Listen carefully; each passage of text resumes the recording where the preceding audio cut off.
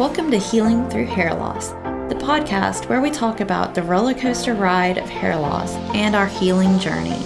If you or someone you love is dealing with hair loss, please subscribe to this podcast. The goal of this podcast is to be a voice of support to people dealing with hair loss due to alopecia.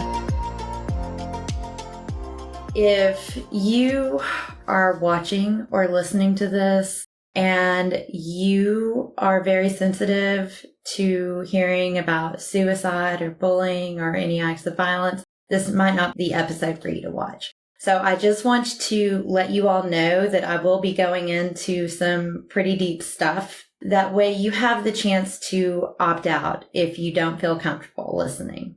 So what this recording is about a little girl named Rio who's 12 years old, and she's from Indiana, and she took her own life last week. And the reason why she took her own life is because she was severely bullied at school. She was bullied to the point where she no longer felt comfortable living with herself anymore. And unfortunately, the school system did not handle it very well. Obviously. I mean, she's no longer here with us. And that to me is very, very troubling, that bullying is such a problem in school that kids are taking their lives as young as 12 years old. 12 years old is so young. My son is only 11 and he's in the 6th grade, and oh my gosh, like the thought of these kids and the torture that they're going through is terrible. And so Rio, I read her story and what she was going through, and it's so sad. I hope I don't get too emotional on this video because it's real and it's sad. She was tormented at school. Kids would bully her and rip her wig off of her head while she's in school. I just can't even imagine kids being that cruel. It's mind-boggling to me. And I'm sitting here with alopecia as a 40-year-old woman. I'm sitting here dealing with it in my own way and trying to bring awareness to alopecia.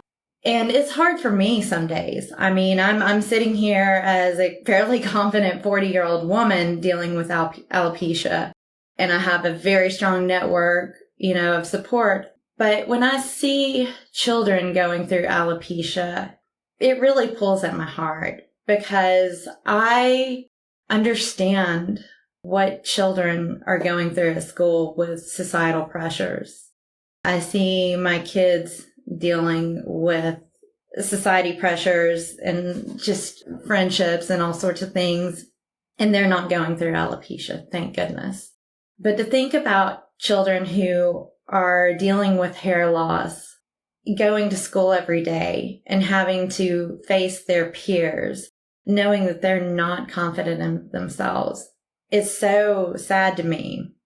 And I want to be of some sort of help to these kids, and I don't even know where to start.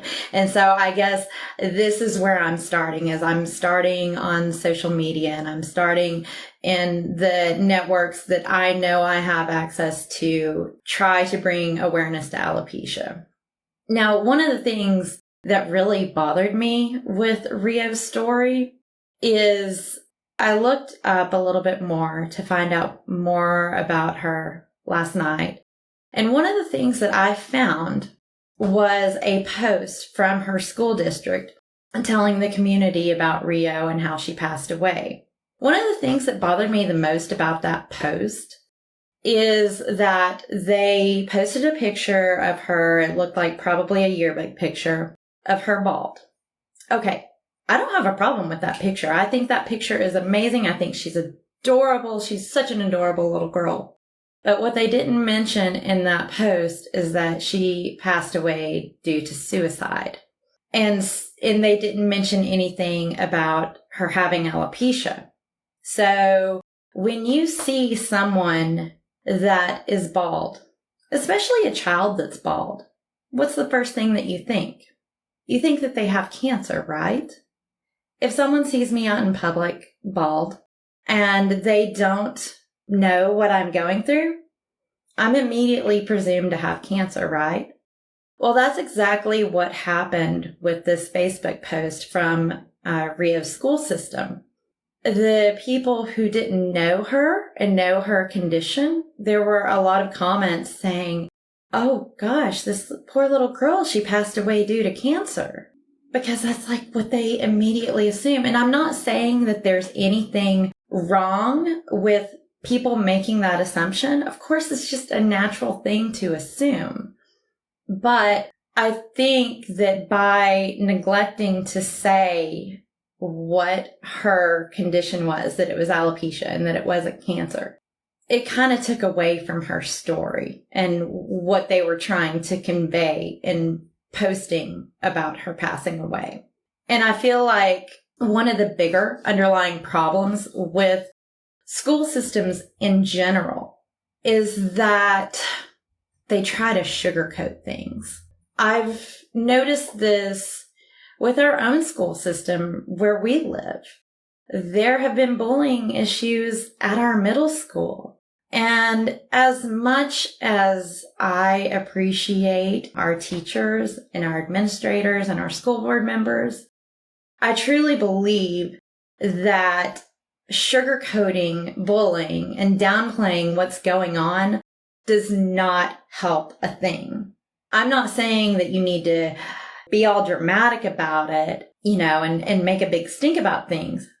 But by sugarcoating things and saying, kids will be kids, it's just boys just being boys, I feel like it's doing more harm than good. And I think that we need to really take a look at bullying and see it for the problem that it really is. And it's a very complicated problem. I mean, bullies, you just never know what's going through a bully's mind. You don't. It could be home issues that they're taking out on their peers. It could be just hormones that are out of control and they don't know how to handle it. There's so many things that go into a bully mentality. But we can't just sit back and just say, that it's kids being kids, and just kind of try to sweep it under the rug and just try to ignore it. You can't. You have to address it, and you have to address it as soon as it happens. And one of the things that I've noticed in our school system, and I can't speak to Rio's school system because I don't know anything about it. I don't know, specifically anything about her school, what was going on, how the teachers were handling it. I can just speak to what I've seen in our school is that a lot of times it takes longer than I feel like it should to address bullying. I feel like they take longer to investigate bullying and separating the children that are bullied and the aggressor. And it causes so many problems for kids because kids at this age in middle school, they don't want to tell on each other. There is a very strong snitches get stitches mentality when you are in middle school. And so kids are so afraid of the backlash of telling on this kid that sits next to them in class and that's constantly picking on them because they don't want to be known as that kid who's, tattletelling. And so that's a big problem.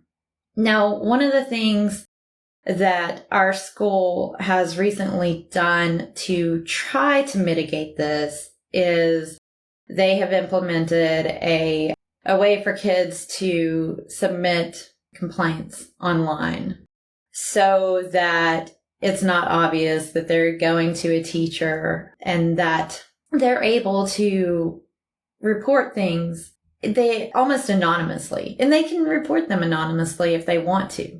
And I think that's a step in the right direction. But I feel like we need to do more because what happens after they report that, Well, they're still in the same classroom with this kid who's torturing them, and they still have to just wait and see what happens. And sometimes it's dealt with really quickly and, the problem is addressed. And then other times it's not really addressed at all. And, you have to take into account, are parents being notified of this? I don't know about you all, but in middle school, parental communication is pretty sparse. And so in middle school, they are really leaving it to the kids to kind of work their own stuff out. And that's really putting a lot of pressure on kids, I feel like, because at that age, they don't really know what to do. So I firmly believe that we need better guidance counseling. These kids need workshops to understand how to deal with certain situations. Role playing, as cheesy as that sounds, just some way to kind of like train these kids how to handle things. They need strong mentors in the school. That's not necessarily the principal, because when you're in school, the principal isn't exactly your favorite person in the world, right? The principal is the person that you go to when you're in trouble. And so, I feel like kids need more mentors in their schools to look up to, so that they have something like that, so that they have something positive in their lives. And for our school in particular, I would love to see like our high school principal, our high school SRO officer come over to the middle school and get the kids excited about high school and get them excited about the expectations. Because I feel like having the communities work together is, the best way to go. Because you have to set kids' expectations and meet them where they are. And when the kids are getting ready for high school, middle school is only 3 years, but it's a very critical 3 years. And getting them in that mentality to get ready for high school and get excited about something, I think would be a big help. So alopecia and suicide, it's a big problem. It's something that's not talked about a lot. I think one of the biggest problems with alopecia is that it's a very isolating condition. And the reason why I say it's a very isolating condition is because people are afraid to go up to each other and support each other and ask each other what they're going through. So one example I can tell you about is last week. I was at Universal Studios in Florida, and I saw a little girl in line with us, just a few people away, who was clearly bald, had no lashes or anything like that. And I so badly wanted to go talk to her and her parents. I wish I could have, and I wish I did. I just couldn't find the words to go up to them. And the reason for this is because when you see someone in public that's bald, you don't want to presume that they have alopecia. And you also don't want to presume that they have cancer. And so you're like stuck in this, do I say something? Do I not? Am I going to offend someone? Do they even want to talk about it? And so you just don't. You just freeze and you don't talk to anyone about it when you could be making these friendships and making these support systems. But instead we freeze up and we're like, oh, hi, and for me, I think I would have been more comfortable going up to this family and talking to them had I not been wearing a wig. Had I been at Universal and been bald myself, I probably would have felt more comfortable going up to them and, smiling at the little girl, and kind of at least giving her that, hey, look, I'm like you sort of thing. But since I was wearing a wig and, hiding my baldness, I couldn't bring myself to go up to her. And I hate that I didn't. I really do, because I wish I knew what that little girl was going through. And so that to me is what makes alopecia is so isolating. It's the fear of talking to other people who you think might have alopecia, because you just don't want to make any assumptions. And some people just don't want to talk about it. And that's totally understandable. You know, you don't want to be your condition or your disease, or you don't want that to be your sole identity. I mean, yeah, I have alopecia, but I'm not alopecia. Like, that is not my identity, right? I'm still Cindy. I'm still a mom, a wife, a business owner. Alopecia is not my sole identity. And so, I think it can get exhausting to go out in public bald, and always feel like you're a step away from having to explain your story time and time again. But at the same time, it's that telling your story brings awareness to alopecia, because the truth is, not many people know that alopecia is even a thing. Not many people know what it is. I know I didn't know what alopecia was until I started going through it myself. And so, a year into going through alopecia, I'm still, finding my way through it. And, becoming more comfortable about talking about it publicly and going out in public bald. 95% of the time I go out in public, I'm in a wig. So it is what it is. Partially, for safety reasons. I don't want to get this shiny head sunburnt. But, a lot of it is just because it's exhausting to try to explain myself and worry that I'm worrying people when they see me bald. So that's alopecia for you. It's exhausting. And, it's just a thing. And it's an autoimmune condition that, we still know very little about. It's just our immune system going crazy and attacking our hair follicles. Yay. So I am going to end this podcast here. This is a much longer podcast than I normally like to do, but I felt like it was a really important one to do because of what happened with Rio. It's just so sad. So sad. So here's what I want you all to do. I want you all, if you have kids, just teach them kindness and compassion. Teach them not to stare at someone who looks different from them. Teach them to just be kind. I know that seems like such a simple thing, but truly it's the easiest thing that we could do to try to prevent situations like this. And if you're going through alopecia, or if you have a child that's going through alopecia, find support networks. There are a lot of support groups on Facebook.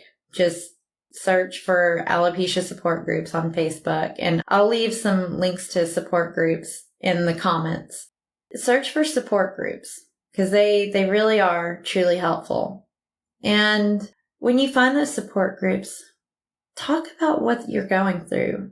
For me, it helps to talk through it and to talk through the pain and the happy moments, the successes, the losses. It just helps to talk through it.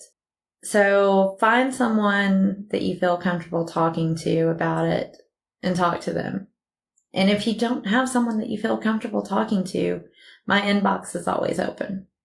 So that's it for this podcast. I wish you all the best, and just remember to see the beauty and kindness in the world. It's there. Bye. Thanks for listening to the Healing Through Hair Loss podcast. Be sure to visit healingthroughhairlosspodcast.com to join the conversation, access the show notes, and sign up for our newsletter to get access to fantastic bonus content.